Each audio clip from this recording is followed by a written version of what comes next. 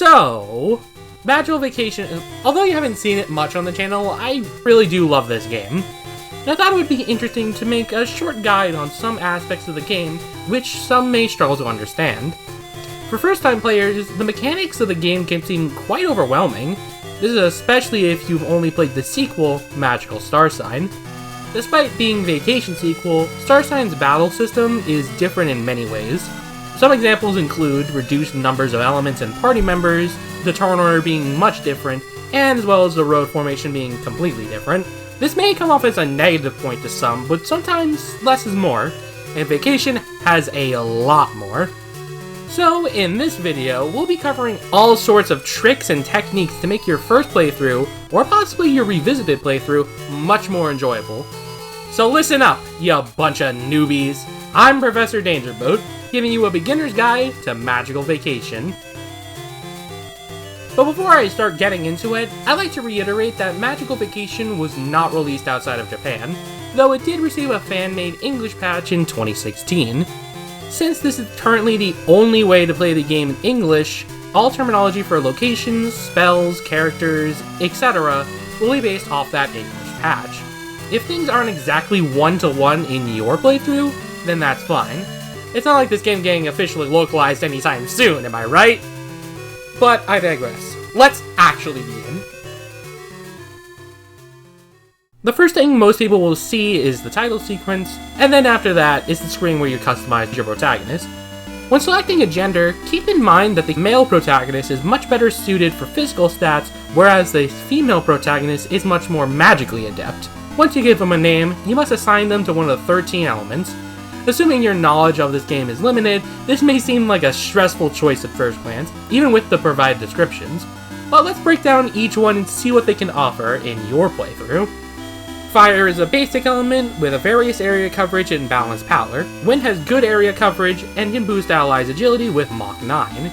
Poison is much weaker in power, but can chip at enemies' HP by inflicting a poison ailment on them. Beauty is purely a single target and may paralyze foes, and it can even restore allies' ailments with White Rose. Blade is also primarily a single target spell, but is super high in power. However, the spells can only reach the front row of an enemy's side. Sound has decent power and can lull enemies to sleep, and the spell Spirit's March can also greatly buff an ally's magic defense. Stone can cover various ranges and also boost an ally's defense with Fluorite. Insect is limited to single targets, but has the chance to lower an enemy's physical attack power. Wood is weaker in strength, but can greatly weaken enemies' magic defense. Beast is rather gimmicky, being able to boost physical strength with flying power, and its final spell, Powers United, drains everyone's MP to inflict massive damage on the opposing side. Water is a pure area of effect type and able to reduce enemies' physical defense. Thunder utilizes the vertical and square ranges, which can also make enemies go numb. Lastly, Ancient offers great offense and area coverage, with the effect of reducing an enemy's agility. Now, I did kind of skim over every single one, but there's a lot more to talk about regarding each element. Basically, all the elements have strengths and weaknesses, which is actually quite simpler than you would think. The order of the elements I just listed is how they match up when they beat each other element. Fire beats wind beats poison, and so on and so forth. Don't worry, you don't have to memorize a new type matchup chart like in Pokemon. If you ever need a reminder, just tap the left shoulder button in combat. With that out of the way, you may be asking, which one should I go with then? Well, according to my buddy Magic Windsock, who also helped provide this script, that would be Fire. Spells have high base damage in the early game, fair magic point costs, and lots of area of effect coverage. Other elements like Wood, Thunder, and Poison are also easy option too. Heck, even the game tells you that they're the easiest to learn. Personally, I would recommend avoiding the harder spirits for your first playthrough, those being Wind, Beauty, Insect, and Blade. They're certainly more challenging to master, so if you're looking for a simple introduction, I start with an easy or even intermediate spirit. There's much more I could talk about, but I don't want this beginner's guide to turn into a whole video essay. But before I continue, I'll quickly touch on 3 special elements. Those ones are far stronger than the 13 starting ones, but can't be used by the player right off the bat. Dark offers a hard-hitting spell and is super effective against all elements except for Light and Love. Its spells also can sap magic points out of the target.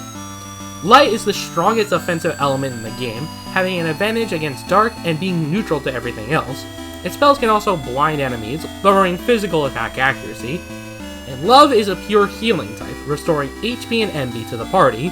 Since it has no offensive magic, it has no elemental strength or weakness either. To unlock these elements, you must meet a certain criteria in the game's multiplayer mode. Regardless, you'll be facing a handful of dark enemies on your journey, so be prepared for some tough challenges. In Magical Navigation, the main collectibles are these creatures called spirits. They disguise themselves as symbolic objects around the world, making them easy to gloss over. For example, you can find thunder spirits in light bulbs, or water spirits in puddles. By interacting with them, they'll ask something before you can befriend them. I did make a video talking about how to collect every single spirit and where their location is, but this will be more of a general explanation. To start, some spirits can ask for certain items. This first type being coins, which you need to recruit fire, wind, blade, sound, water, thunder, and ancient spirits for. You can find coins scattered throughout the world, or as battle spoils when you beat a battle. Another way to nab coins is from the piranhas in the area.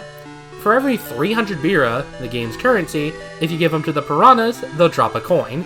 The second type is healing items. Poison and Beastiers will ask you for tails, but luckily, they can be purchased from pretty much every town in the game. Stone Spirit only appear if you have picked up a certain amount of gummy worms on the overworld, then they'll ask you for some blue frogs. Insect Spirits will ask you for yellow worms, but they are invisible unless you have the magnifying glass from the Cold Honey Palace. Next is some spirits requiring certain criteria to be met before you can join you. To make wood spirits appear, you must pick out a number of pine cones off the ground, then give the spirits the pine cones. These spirits demand you to drop all your gummy worms, and may threaten to leave your party if you collect too many of the gummy worms. Blade spirits, on the other hand, want you to discard all of your gummy frogs, but if you have castles for it, you can avoid that entirely. Finally, collecting light, dark, and love spirits can be quite a chore. You need to start by befriending all the light spirits whenever they appear, typically at lodges. Love spirits will turn you down if you collected too many frogs beforehand, while on the other hand, dark spirits want you to catch frogs for them to spawn in the overworld.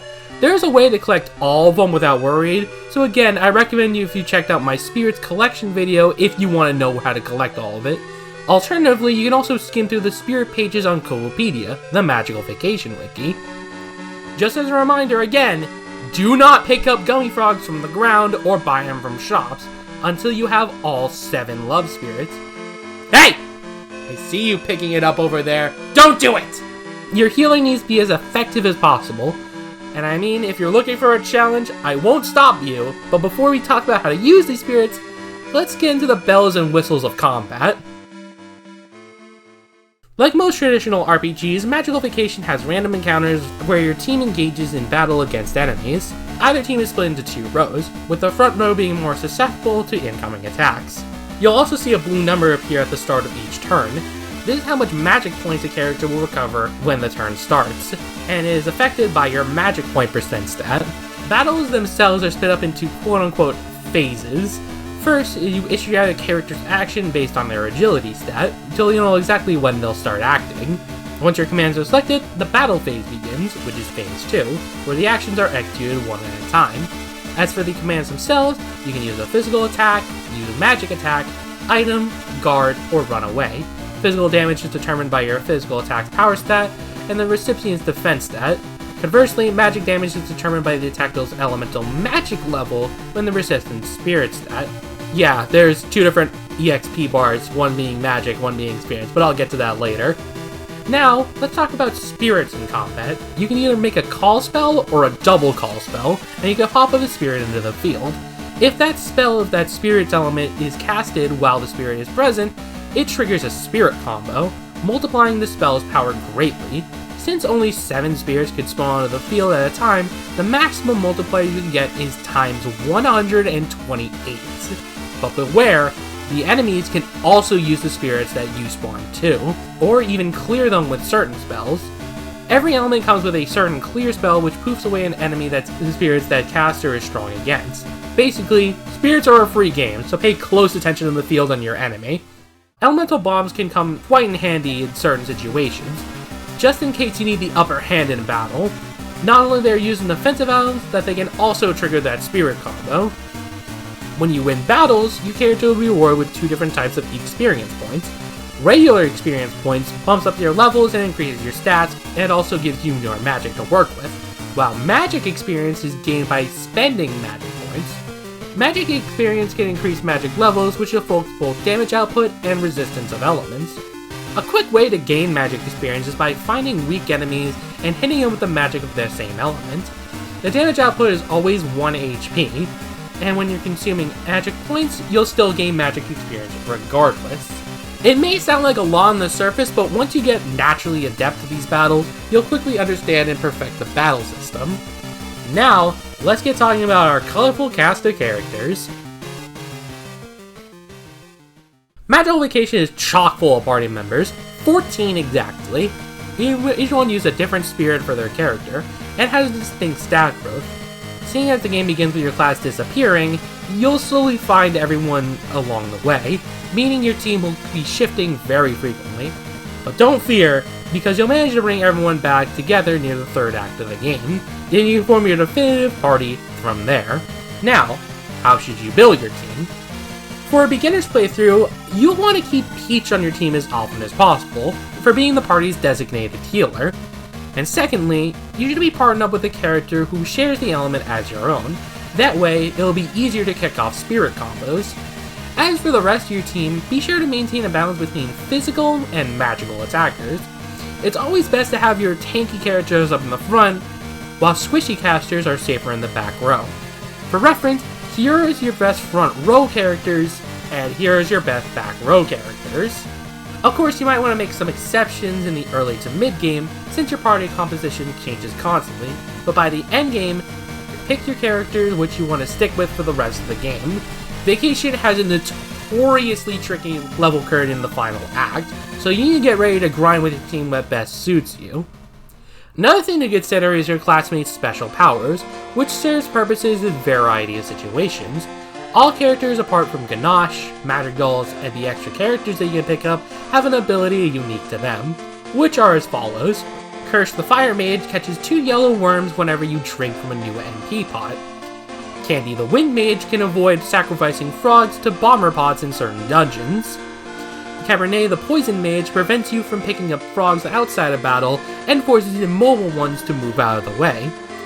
Cider the Beauty Mage can move around gray-feathered ricebirds in certain dungeons or in the overworld.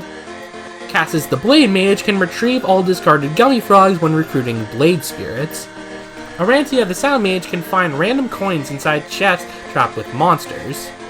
Chocolate the Stone Mage sometimes can find a yellow worm when you're kicking around boulders. Sesame the Insect Mage alerts you if a chest is trapped with monsters. Pistachio the Wood Mage finds 3 gummy frogs when you're drinking from a new HP pot. This won't affect your gummy frog total, thankfully, so love spirits will not reject you, and the frog's color will change depending on your report card grade too.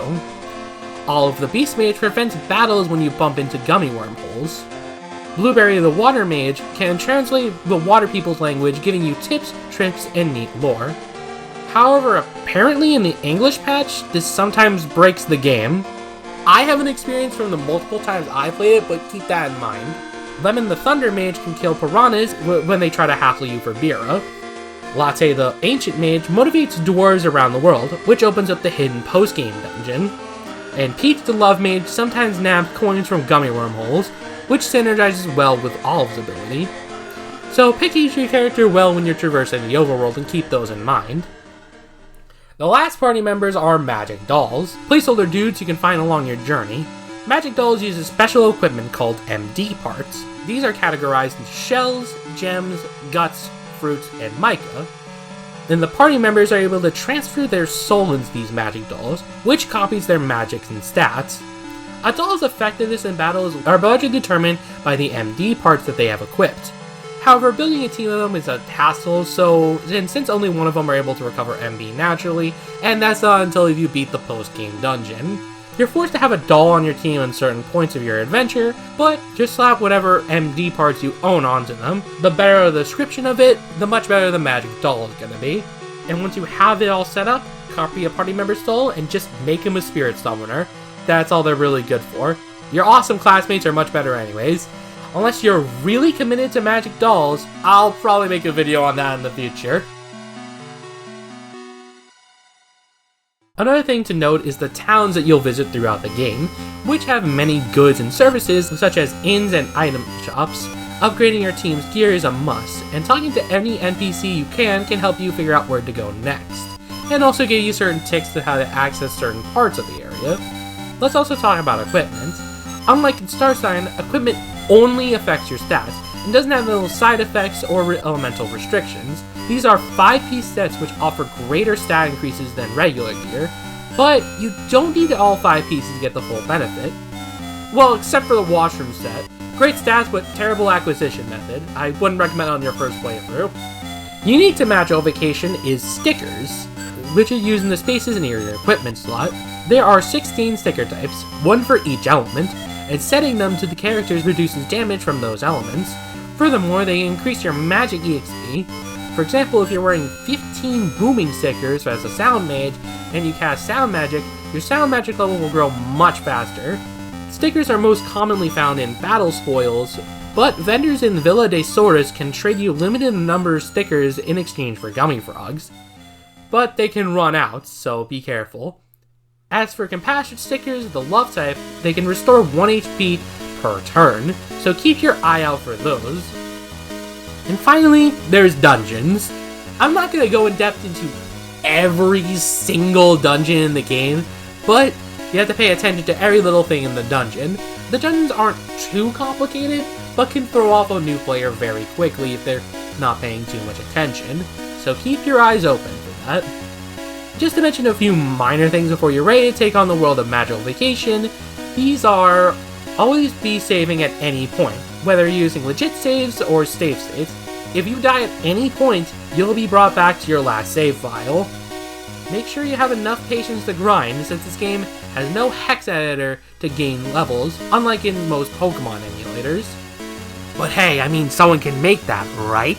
And finally, don't worry about multiplayer mode on your first playthrough. Unlocking everything is somewhat tedious, since you need 100 link-ups to 100% the game, but if you want to experiment with other elements, link up with another player and give them a try. This game can be beaten with just your starting elements, and linking up is mainly bonus content and post-game jargon. And that should be literally everything for right now. Well, not everything. I'm only scratching the surface on a grand Magical-ification tutorial. It's not like I'm gonna go through the game with 14 different elements to see which one is best suited for a first-time player, unlike what I did in my Star Sign tutorial. But hey, who knows, maybe someday. I just want people to enjoy playing through Magical-ification without getting too frustrated by its mechanics. My whole existence revolves spreading the word of this series, and if we are frustrated with this series, how can I propagandize it? But I truly hope you found this guide useful. For more insanely detailed information, there are many useful guides out there such as Kovapedia, which is constantly updating with new Magical-ification know-how. And as I previously mentioned, I do have a 100% Spirit guide, linking the current English translation patch for Magical-ification if you're interested.